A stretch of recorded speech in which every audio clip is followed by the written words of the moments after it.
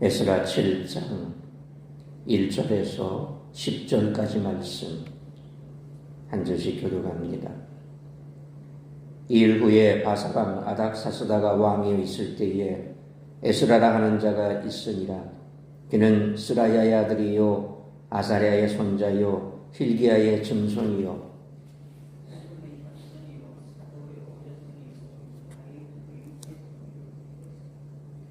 아마랴의 7대 손이요 아사랴의 8대 손이요 무라요의 9대 손이요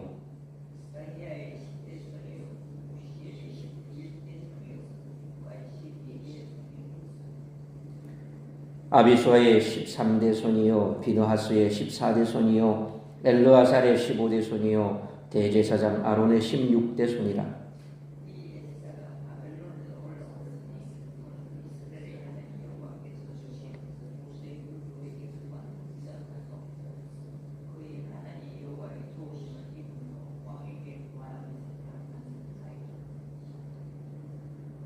아닥사스다 왕 제7년에 이스라엘 자손과 제사장들과 레위 사람들과 노래하는 자들과 문제기들과 느디님 사람들 중에 몇 사람이 예루살렘으로 올라올 때에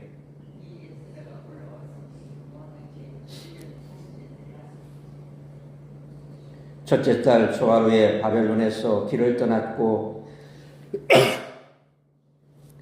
하나님의 선한 손에 도우심을 입어 다섯째 달 소하루에 예루살렘에 이르니라. 에스라가 여호와의 율법을 연구하여 준행하며 율례와 규례를 이스라엘에게 가르치기로 결심하였더라. 아멘. 엄청난 일을 해냈다고 하더라도 우리들은 하나님 앞에서 그것을 자랑할 수 없음을 오늘 본문은 은근히 내비칩니다.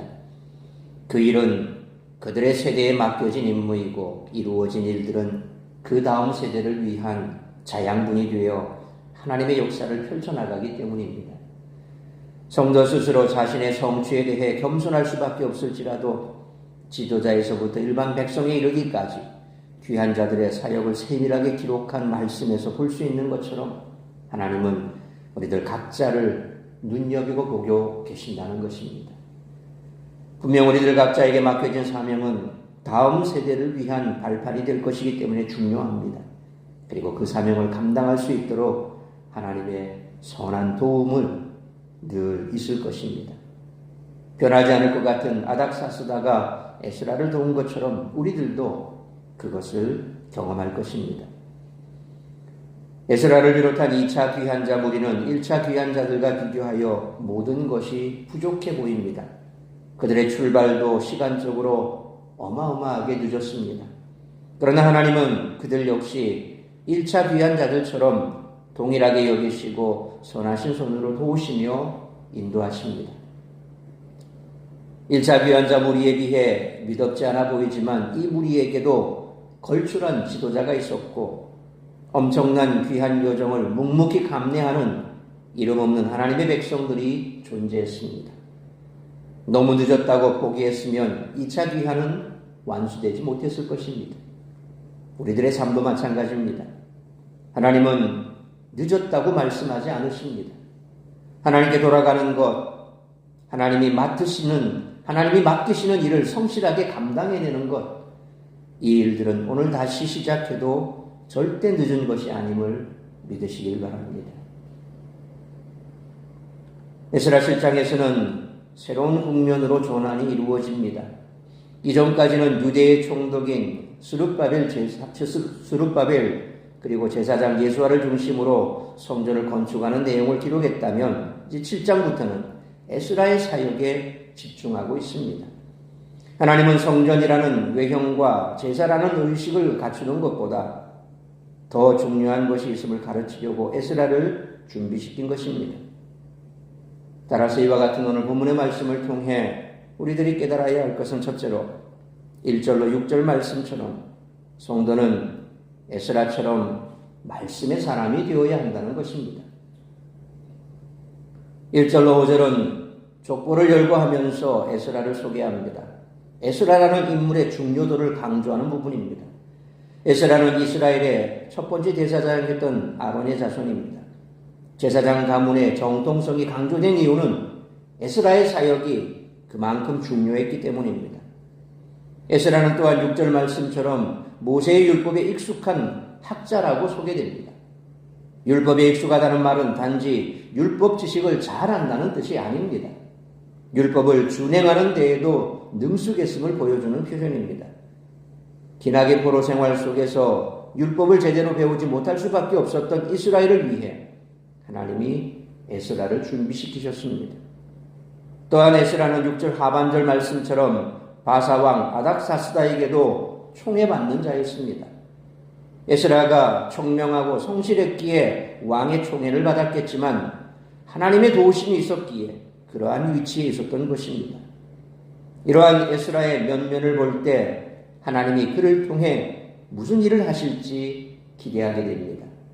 말씀의 부흥이 곧 예배의 부흥이라는 것입니다. 그러므로 하나님의 말씀을 통해 우리들의 삶이 회복되고 영적으로 생명력이 있는 거룩한 삶이 유지되도록 힘쓰는 우리 모두가 되시기를 축원합니다. 두 번째로 7절로 9절 말씀처럼 성도는 세상 속에서 안전지대를 찾아 안주하면 안 된다는 것입니다. 에스라는 7절로 8절 말씀처럼 성전에서 일하는 자들을 중심으로 바벨론에서 예루살렘으로 돌아왔습니다. 8장을 보면 에스라와 함께 예루살렘으로 돌아온 2차 포로 귀환 자들은 약 1754명이었는데 오늘 본문에는 성전에서 섬기는 역할을 할 사람들만 먼저 열거되어 있습니다. 1차 귀환의 목표가 성전 건축이었다면 2차 귀환의 목표는 신앙개혁임을 알 수 있습니다. 그런데 더 많은 이스라엘 백성들이 여전히 바벨론 땅에서 살았습니다. 고국으로 돌아가면 힘들 것이라고 예상했기에 돌아가기를 포기한 것입니다. 하나님은 안정적인 삶을 포기하고 이스라엘로 귀환한 사람들을 통해 역사를 이루십니다. 에스라와 함께 귀환한 이들은 9절 말씀처럼 약 4개월 정도에 걸쳐 바벨론에서 예루살렘까지 이동했습니다. 이렇게 예루살렘까지 이동하는 여정도 하나님의 도우심으로 가능했다고 언급됩니다. 하나님의 도우심이 없으면 아무것도 이루기 어렵습니다. 그러므로 세상 속에서 안전지대를 찾아 안주하기보다는 하나님의 도우심을 믿고 광야와 같은 소명의 땅으로 나아가는 우리 모두가 되시기를 축원합니다. 세 번째로 10절 말씀처럼 성도는 말씀을 사모하고 묵상하며 배우기를 힘써야 한다는 것입니다. 에스라는 말씀을 연구했고 준행했습니다. 그는 머리와 마음과 몸이 함께 움직이는 자였습니다. 에스라는 율법을 연구하고 그 말씀을 그대로 준행하기로 결심했습니다. 또 말씀을 이스라엘에게 가르치기로 결심했습니다. 이 결심이 이스라엘을 영적으로 각성시키는 결실을 맺었습니다. 성전은 건축되었고 제사도 행해지고 있었지만 이스라엘 백성들이 온전히 회복하기 위해서는 말씀을 제대로 가르쳐야 한다고 여긴 결과입니다. 이처럼 온전한 회복을 위해서는 하나님의 말씀을 제대로 알고 행하는 것이 우선되어야 합니다. 그러므로 전인격적인 온전한 회복을 위해 말씀을 사모하고 묵상하며 배우기를 힘쓰는 우리 모두가 되시기를 축원합니다. 사랑하는 성도 여러분, 외형을 아무리 잘 갖추어도 말씀으로 무장하지 않으면 껍데기만 남을 뿐입니다. 화려한 성전, 예배의 형식으로는 신앙이 회복되지 않습니다. 혹시 습관적인 예배의식, 거칠게 뿌린 봉사에 익숙해져 있지는 않습니까? 외형은 갖추어졌지만 말씀은 없는, 그래서 온전한 예배와 섬김은 사라진 종교 생활을 하고 있지는 않습니까? 자신을 돌아보고 말씀으로 돌아가야 진정한 신앙의 회복이 일어날 수 있습니다. 그러므로 우리들의 삶이 회복되고 영적으로 생명력이 있는 거룩한 삶이 유지되며 전인격적인 온전한 회복을 위해 말씀을 사모하고 묵상하며 배우기를 힘쓰고 세상 속에서 안전지대를 찾아 안주하기보다는 하나님의 도우심을 믿고 광야와 같은 소명의 땅으로 나아가는 우리 모두가 되시기를 주님의 이름으로 축원합니다. 기도하겠습니다. 걸어가신 아버지 하나님, 은혜와 사랑을 감사합니다. 오늘도 이 새벽을 깨워 말씀으로 예배로 하루를 시작하게 하시니 감사합니다. 지금 충청권과 또 남부지방에 많은 비가 내려 힘겨운 사투를 벌이는 성도들도 있고 또 그런 교회도 있고 온 국민들이 마음 졸이고 있는 상황입니다. 하나님께서 이 땅을 불쌍히 여겨주시고 이 폭우가 무사히 지나가고 또 수해를 입은 사람들이 하루속히 정상적인 삶을 찾을 수 있도록 은혜를 베풀어 주옵소서. 이처럼 자연 앞에서 인간은 무력하기 짝이 없습니다. 하나님이 도와주시지 않는다면 우리의 삶은 금세 홍수로 휩쓸려갈 수밖에 없습니다. 그래서 사람들은 이와 같은 삶의 현장 속에서 무언가를 붙들기를 원합니다. 그들이 찾을 수 있는 안전한 대피처를 늘 마련하고자 합니다. 그래서 믿는 자들도 역시 세상 속에서 안전지대를 찾아 나서고 그곳에서 안전을 이루기 위해서 애쓰고 힘쓰지만 그러나 세상 속에서는 결코 안전지대가 없습니다. 하나님께 우리의 삶을 맡기고 뿐만 아니라 광야와 같은 소명의 땅으로 하나님을 믿는 믿음으로 나아갈 때 하나님께서는 광야에도 길을 만드시고 또한 우리가 살아가는 그와 같은 여러 가지 많은 힘든 삶의 상황 속에서도 우리를 인도해 주실 줄 믿습니다.